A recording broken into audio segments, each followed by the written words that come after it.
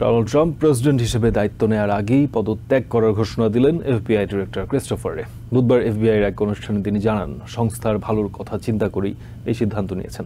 জানুয়ারিতে বর্তমান প্রশাসনের মেয়াদ শেষে তিনি পদত্যাগ করবেন।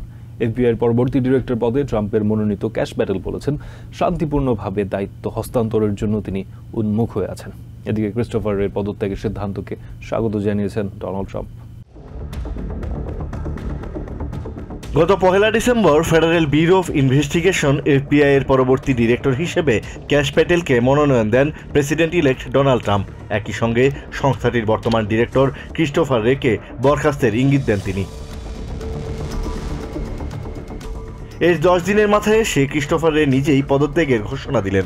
বুধবার এফবিআই এর এক টাউন হল অনুষ্ঠানে রে বলেন, ব্যুরোর কাজে বাধা সৃষ্টি হওয়া ঠেকাতে তার পদত্যাগের কোনো বিকল্প ছিল না। ক্রিস্টোফার রে আরও বলেন, তিনি তার কাজকে ভালোবাসেন, তাই পদত্যাগের সিদ্ধান্ত নেওয়া তার জন্য কঠিন ছিল।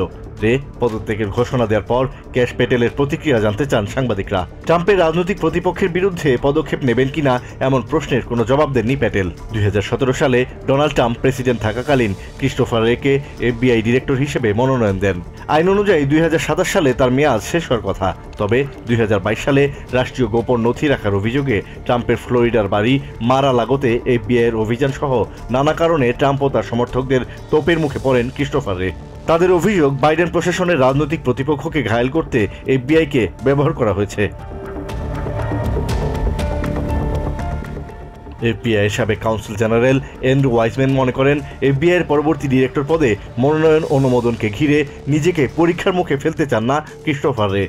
সে কারণেই এমন পদক্ষেপ নিয়েছেন তিনি। নিউ ইয়র্ক পুলিশ ডিপার্টমেন্টের সাবেক গোয়েন্দা কর্মকর্তা ডেভিড সার্নি বলেন, রাষ্ট্র ক্ষমতার পরিবর্তনের সঙ্গে সঙ্গে প্রশাসনে পরিবর্তন হওয়া স্বাভাবিক, কিন্তু আইন শৃঙ্খলা বাহিনীর ক্ষেত্রেও এমনটা হওয়া উচিত না। এফবিআইয়ের সাবেক executive assistant director Josh skull বলেন, রে তার দায়িত্ব পালনের ক্ষেত্রে খুবই নিষ্ঠাবান। ক্ষমতাসীন দল তাদের প্রতিপক্ষের বিরুদ্ধে মামলা করার ফলে এফবিআইকে সমালোচনার মুখে দাঁড় করিয়েছে।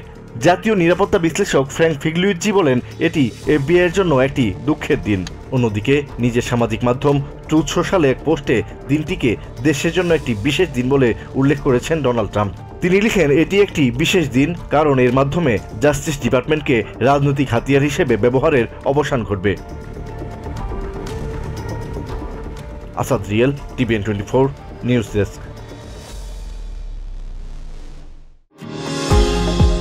নিউ ইয়র্ক থেকে সম্প্রচারিত টিভিএন 24 টেলিভিশন বিশ্বজুড়ে বাঙালির কণ্ঠস্বর।